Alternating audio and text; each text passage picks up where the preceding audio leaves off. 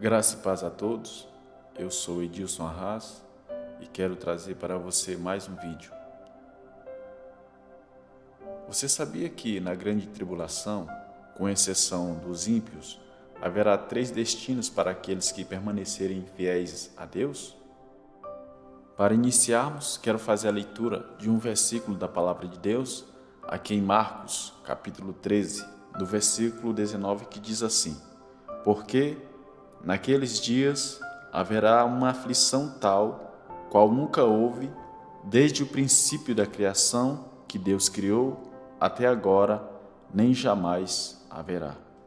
Muito bem, após o arrebatamento da igreja, após aqueles que são fiéis a Deus serem levados no rapto, ficará para trás aqueles cristãos que não estavam preparados, aquelas pessoas que não estavam aptas, que não estavam com a sua vida no altar, que não estavam vivendo em santidade, porque a palavra de Deus é clara quando nos diz que sem santidade ninguém verá o Senhor. Portanto, um dos critérios para o arrebatamento é a santidade. Em Mateus capítulo 25, o Senhor Jesus Cristo, contando a parábola das 10 virgens, ele nos afirma no texto que as que estavam preparadas subiram com o noivo, mas as que não estavam ficaram para trás. O que eu quero te informar é que estas virgens que ficaram para trás, por não estarem preparadas, é uma representação daqueles cristãos que, no ato do arrebatamento, não conseguiram ser arrebatados. Esses irmãos, por sua vez, muitos dos tais não desistirão da salvação, mas continuarão perseverando para que sejam salvos no período da grande tribulação. Na grande tribulação, nós podemos dividir a humanidade em 2 classes. Primeira classe, os justos, e a segunda classe, os ímpios.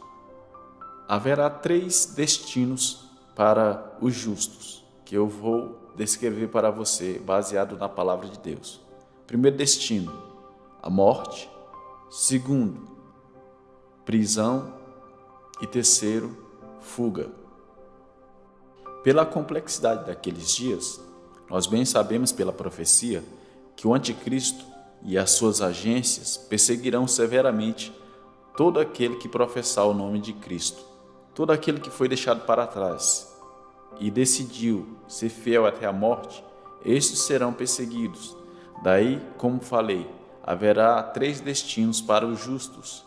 Alguns serão capturados e mortos, outros serão presos e ainda outros fugirão e viverão na clandestinidade. Primeiro destino, a morte.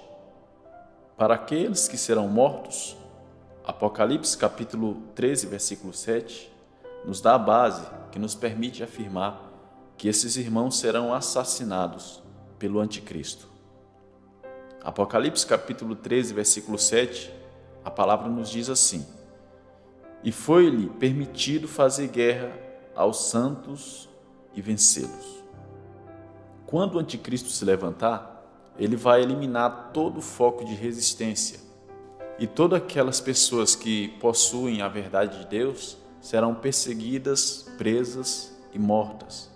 Em Daniel capítulo 7, no versículo 25, a palavra de Deus nos diz assim: E proferirá palavras contra o Altíssimo, e destruirá os santos do Altíssimo. Então, o primeiro destino daqueles que ficarão na grande tribulação, aqueles que desejarão servir a Deus e ser fiel até o fim, o primeiro destino é a morte. Esses irmãos e irmãs serão capturados e serão assassinados por causa da sua fé.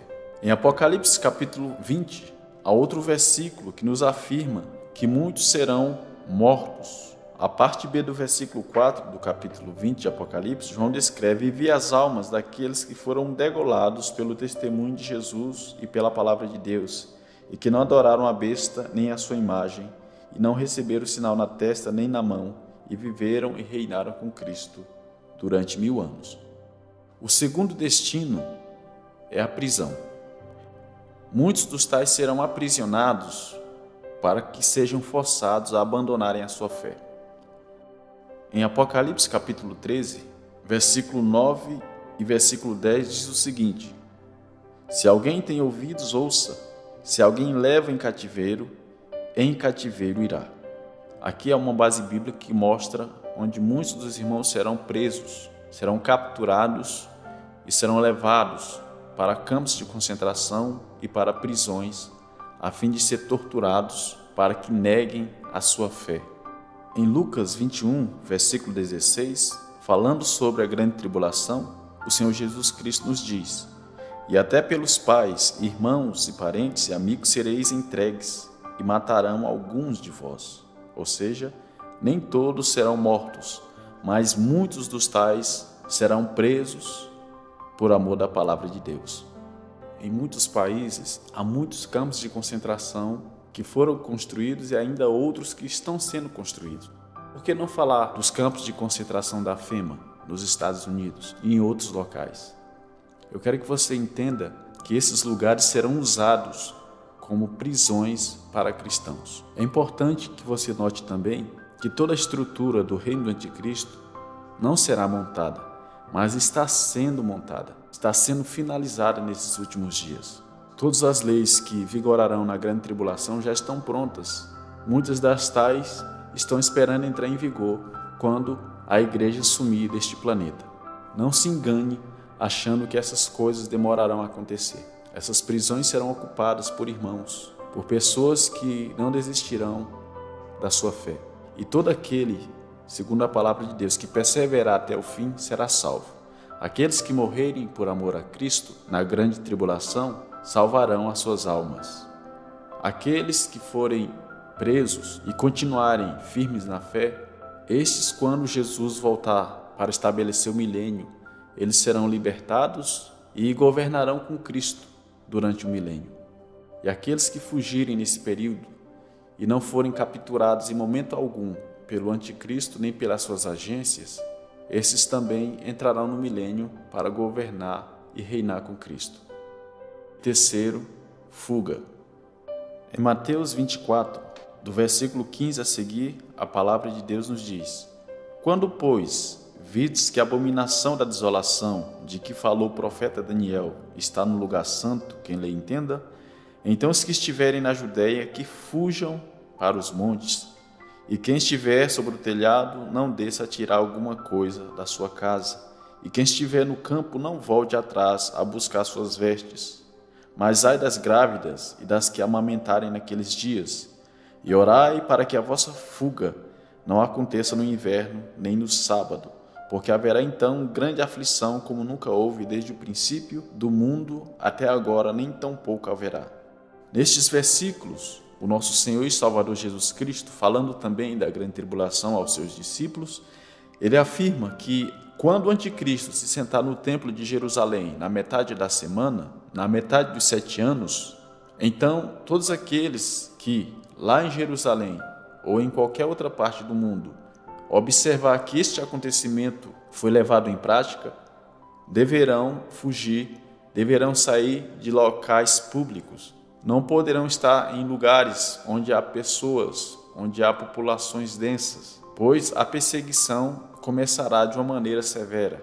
É aqui onde eu afirmo que muitos irmãos, neste período, viverá de maneira clandestina, muitos nas florestas, muitos nos esgotos, muitos nos lugares desertos, porque não pode habitar na cidade, porque estarão correndo grande risco de serem presos. Assim como eu li agora há pouco, quando Jesus nos afirma, lá no versículo 16 de Lucas 21, quando ele falou que muitos naqueles dias serão entregues pelos pais, parentes e amigos. Ou seja, os cristãos naquele dia serão totalmente odiados. E até os pais os entregarão às autoridades para que sejam presos, torturados e mortos. Esteja preparado para o arrebatamento da igreja, para que você e sua família não sejam pegos de surpresa e tenham que viver como clandestinos, presos ou mesmo serem assassinados por amor da palavra de Deus. Muito bem, para encerrarmos, eu quero te afirmar, meu querido irmão, que aqueles dias não serão fáceis.